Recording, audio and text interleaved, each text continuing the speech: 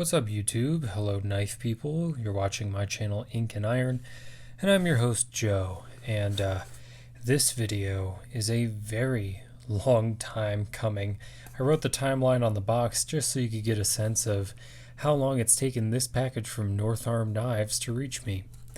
I entered the wait list on May 19th of 2020. I finally got a chance to order the knife on December the 10th of 2021, and it was finally delivered February 3rd, 2022 for a total of 625 days from the time I entered the waitlist to the time I got the knife. Just wanted to put that into context for those of you who are looking at one of these, wondering how long it's going to take. It's going to be close to 2 years, just so you know. I am finally at the end of this rainbow, and we're going to check out the pot of gold on the inside. Of course, there's an order form. Here's a little North Arm business card. There are two of them. I believe it's a father and son operation. That would make sense. Same last name, two different names. Okay, and this is it. You're looking at the packaging. It's like this shredded, feels kind of plasticky. I'm not sure what it is. Shredded stuff, and then a knife in a plastic bag with a rubber band around it.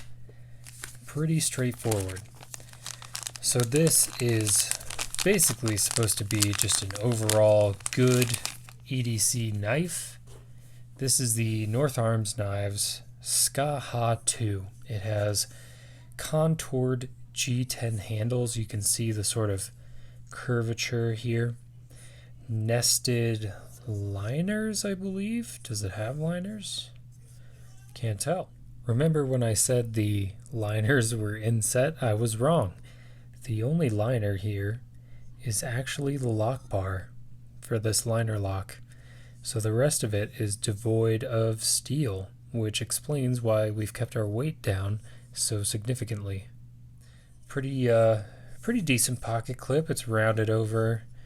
The hardware is slightly inset, so it's not going to snag on your pocket. I have placed it in my pocket already, and it goes in smoothly. The button head screws here are slightly inset. That's nice. Single pivot screw. I don't know if it's free spinning. This is the Jade G10 version. You can get a left-handed version. I went with the right-handed since I'm right-hand dominant, and just makes for a cleaner profile on this side. There is a lanyard hole, which is part of the overall silhouette and not an extra feature, which is always a plus with me. I always think it's weird when people go out of their way for a lanyard hole. Pretty decent pocket pekka, as Nick Shabazz might say.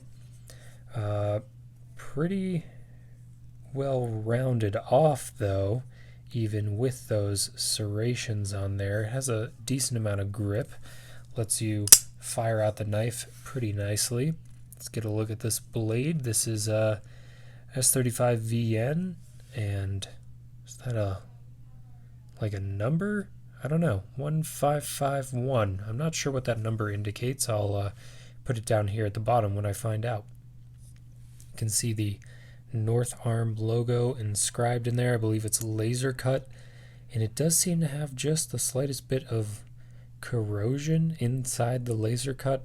I'm not going to fault them for that. I don't think they have much control over what happens inside the laser groove.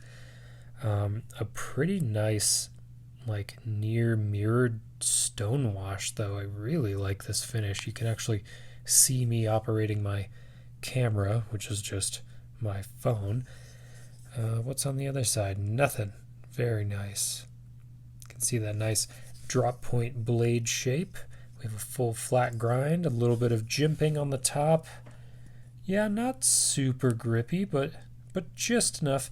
Really helps to index the knife when you are handling it, sliding your hand up and down the handle. You can tell where you are while you're gripping it. By the way, the contoured G10, that's lovely. Let me compare this real quick to something like the Spyderco Paramilitary 2 here with these flat G10 slabs. Not that there's anything wrong with that, but you can tell they're flat when it's in your hand. and that does help with pocket carry, but man, when it's in the hand, this Contour G10 really hits the spot. I am looking forward to using this knife for sure. Okay, I'd like to do a quick sharpness test just to see where we're at from the factory. Well, not factory, but the workshop. Try and shave some hair here. Ooh, man, you can really feel it pulling.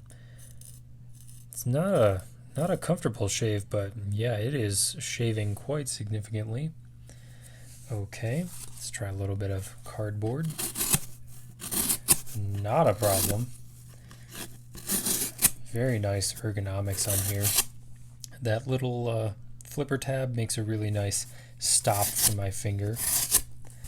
Okay, great. And I have a little scrap of leather here. Just a scrap that I have lying around. And wow. Yeah, okay. This is making pretty short work of that. So yeah, the grind and the edge bevel on here are quite sharp.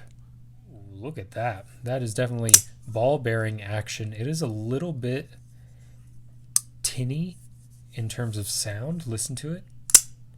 Hear the clack. Let me compare this real quick. This knife also has a clack. This is an S110V Paramilitary 2. Listen to it. And especially when closing, tink tink, right? You can hear it. Click clack, tink tink. Okay, let me compare it to a knife that doesn't have that.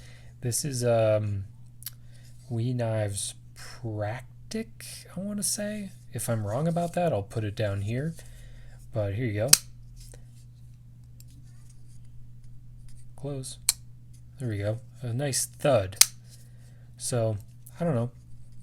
Depends on your knife preferences for sure, on what you like in an auditory quality in a knife. This is really nitpicking, but let's keep in mind this knife was definitely over 200 bucks. I will put the exact price down below because it's been so long I don't remember what I paid for it.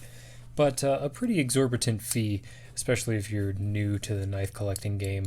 This is not an entry-level blade by any means. This is made at a two-man operation up in Canada. You know, father-son team. They're doing CNC milling. They're doing heat treatments by themselves. This is not coming out of a factory. This is coming out of somebody's workshop. All right, enough ogling at it. Let's get a few statistics here. While we're 80 millimeters blade length, I would say. Maybe a little more. 3¼ inches of actual cutting edge, maybe 3½ inches of blade length overall. Overall length of about 8 inches or about 200 millimeters, honestly. Okay, and while we're here, let's go ahead and get a weight on this guy.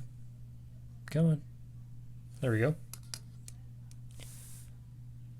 88.2 grams. I'm content with that. And come on. 3.1 ounces. A pretty reasonable blade length to weight ratio on this guy. So yeah, there you go. There's your first look at the North Arms Skaha 2. So far in the hand, quite enjoying it. Could you do this lefty even with the right-handed configuration? Absolutely. This deployment flipper is just fantastic. The pocket clip really reminds me of a Spyderco clip. It's like a Spyderco clip, but even sturdier, so I'm already a fan. I will definitely be carrying this, and I'll let you all know how it goes. Thank you for joining me on this first impression here. If you want to see more knife content, like, subscribe, do the things. Also do multi-tools, fountain pens, other EDC gear. So yeah, stick around, do the things, and I'll catch you on my next video. Bye.